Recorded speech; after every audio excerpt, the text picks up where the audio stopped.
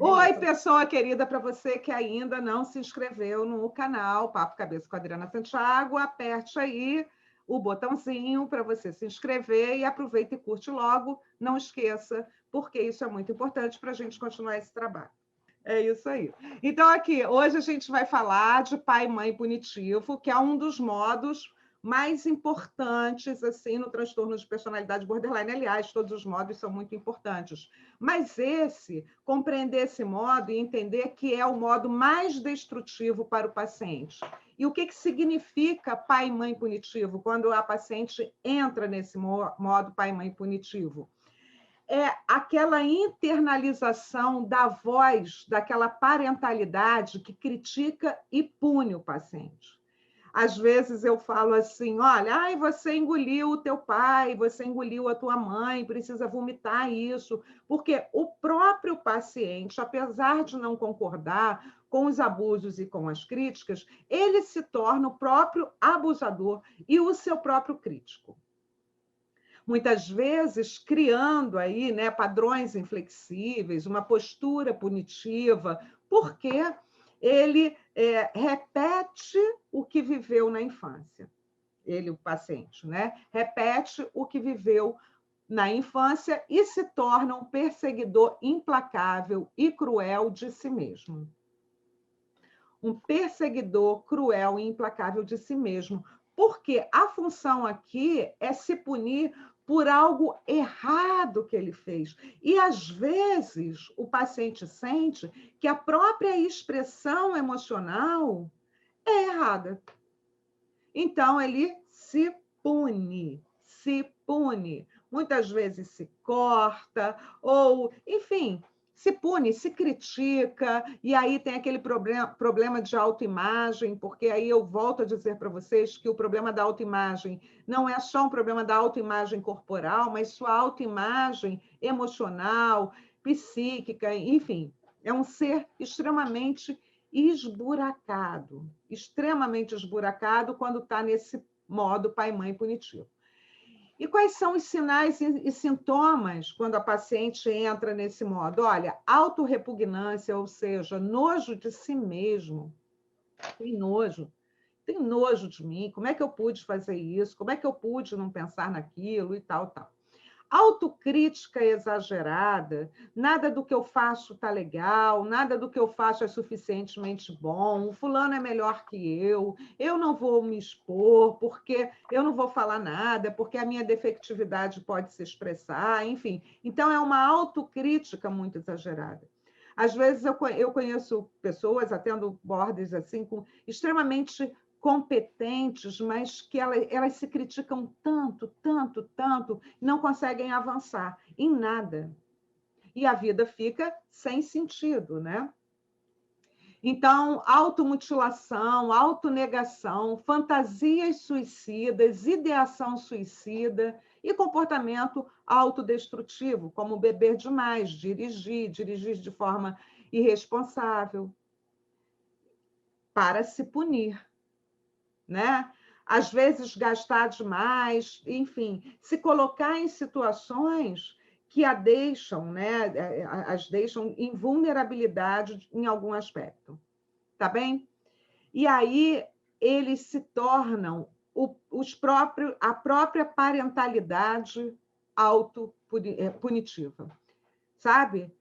Sabe, assim? E repetem. Eu acho que eu falei sobre isso, né? Da minha paciente que repetia a mãe, apesar de criticar, ela mesma se critica igualzinho ao que a mãe fazia. Igualzinho. Qual é a estratégia aqui? O que a gente precisa fazer quando a pessoa está nesse modo pai e mãe punitivo? Olha, ajudar a rejeitar essa mensagem, ó, da parentalidade e fortalecer a autoestima.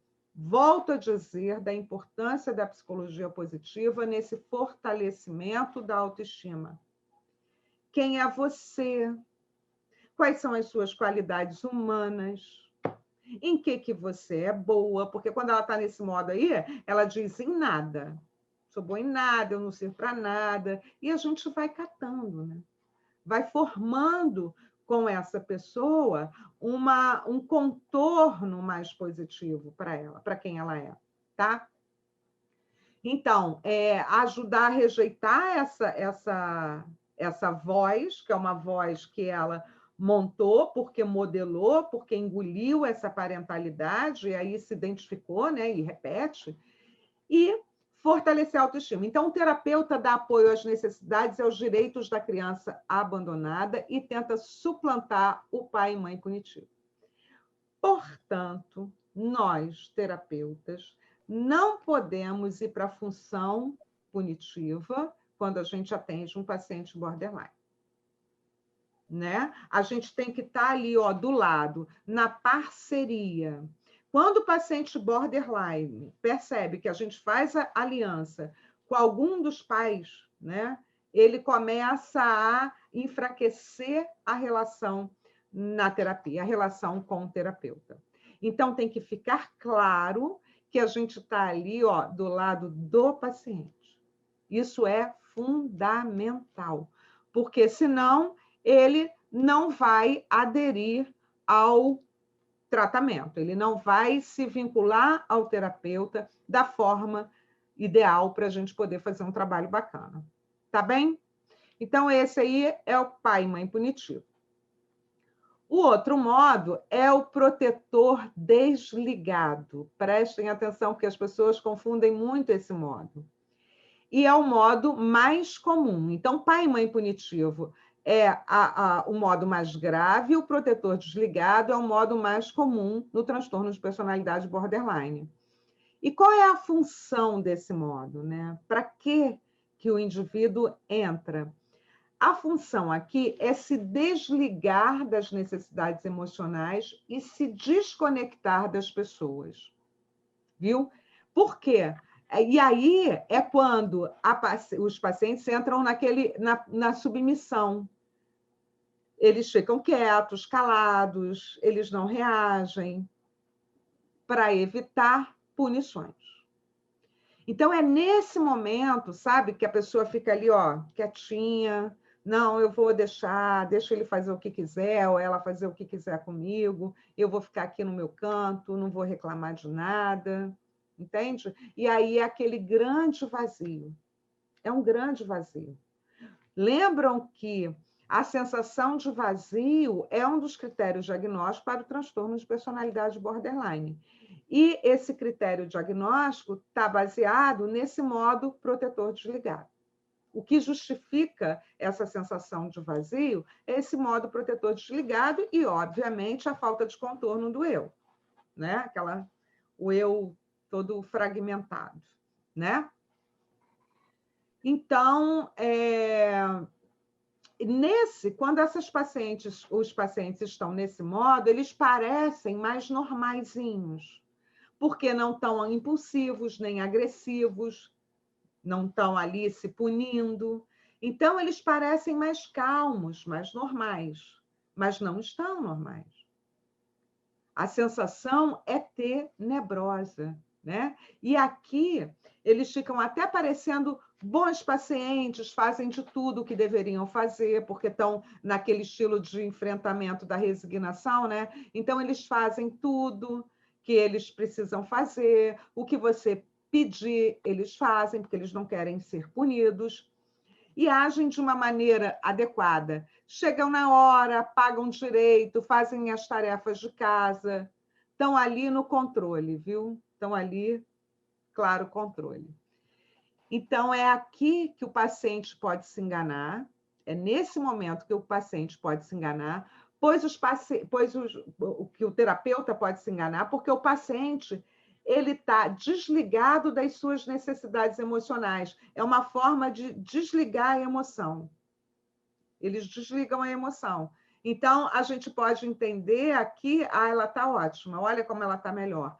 Mas, rapidamente, né, ela pode mudar, ela pode cambiar para os outros modos anteriores. Criança agressiva, impulsiva, pai e mãe punitivos. Tá bem?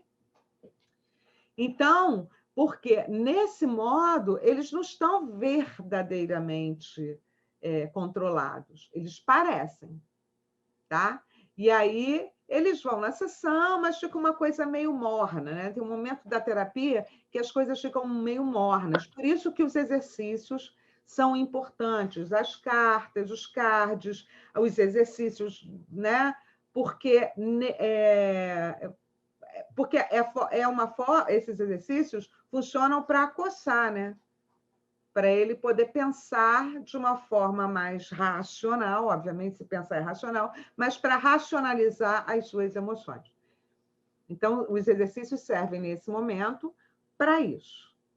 E quais são os sinais e sintomas nesse modo, para a gente prestar atenção? Há uma despersonalização, a pessoa está um nada, um grande nada, né? Parece que ela está em outro planeta.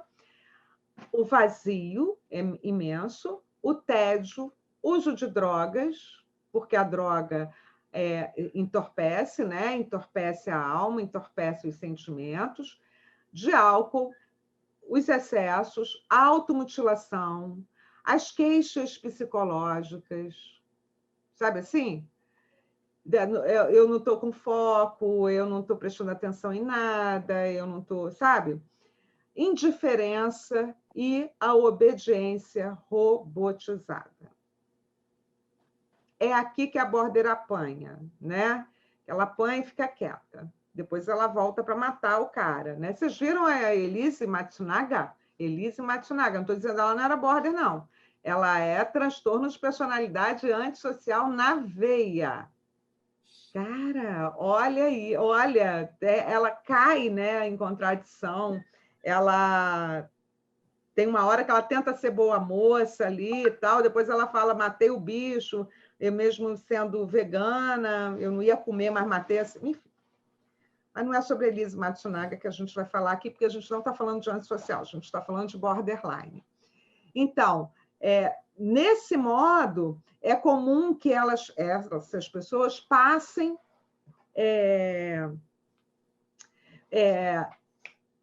que as pessoas se desliguem na sessão, inclusive, das suas emoções. Então, elas ficam sem acesso à emocionalidade. A sessão fica fria, né? Fria.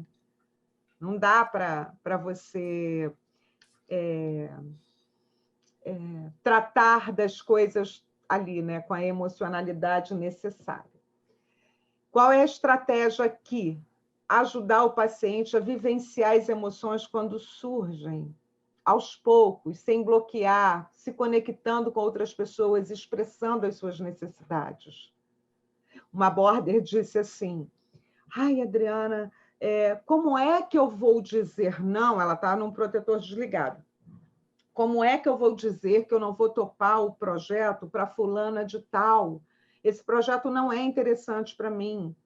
Aí eu dei várias situações, fiz treinamento em habilidade social, falei, olha, você pode fazer assim, vamos fingir que eu sou você.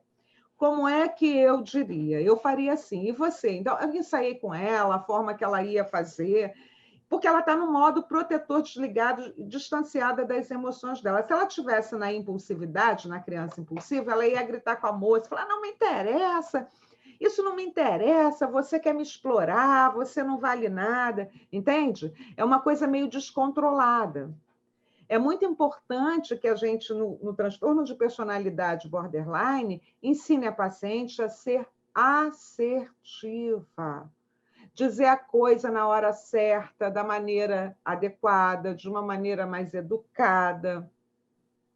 É engraçado que eu disse para ela assim, eu falei, olha, você pode começar a frase assim, querida fulana de tal. Ela falou, não, querida já é um exagero.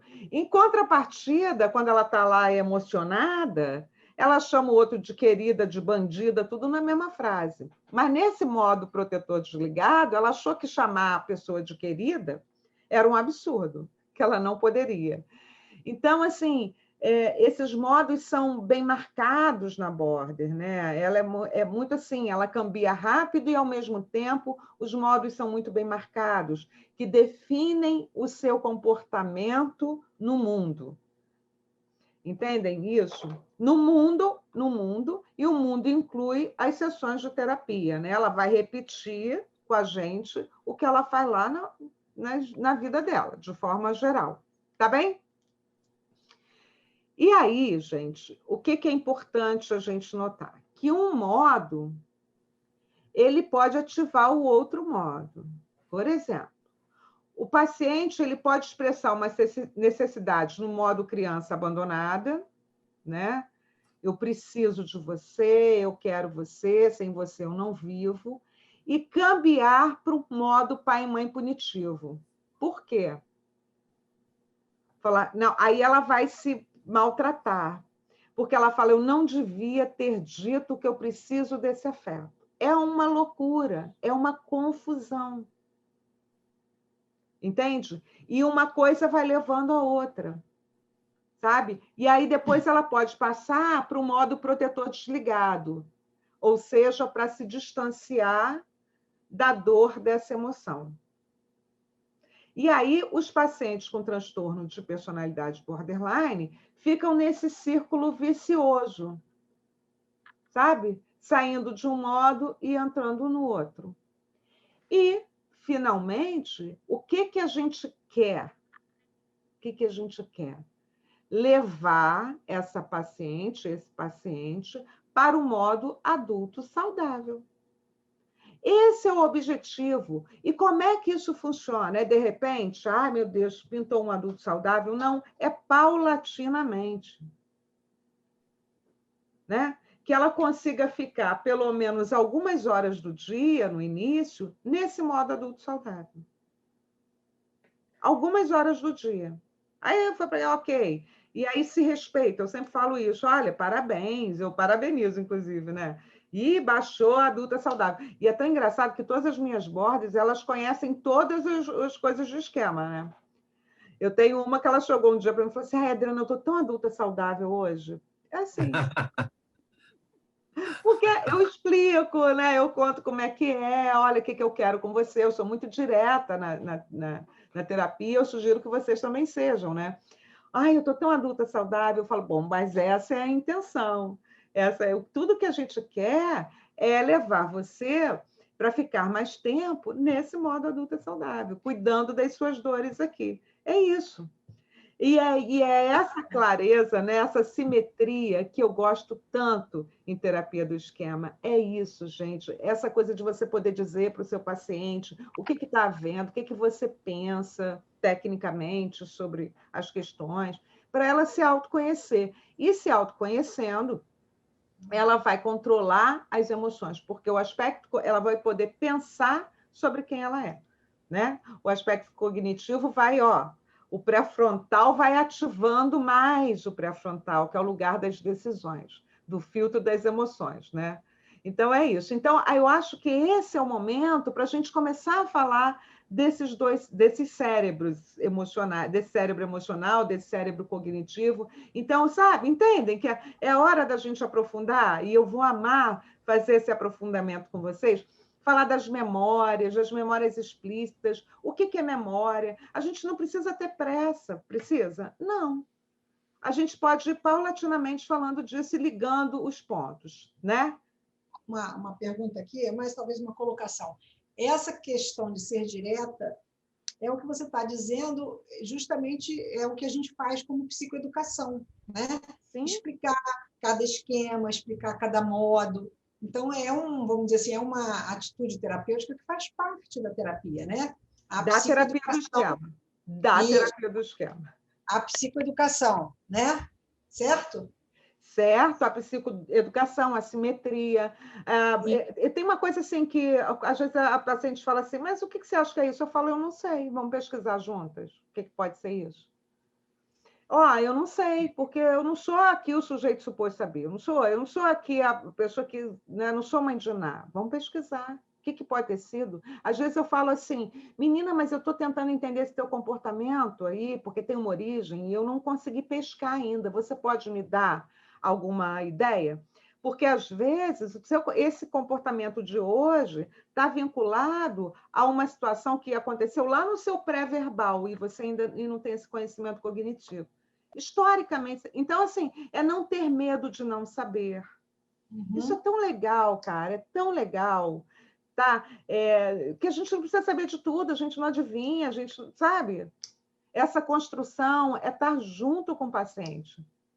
entendendo as origens para ele poder superar isso, né? Superar essas emoções que agem por ele.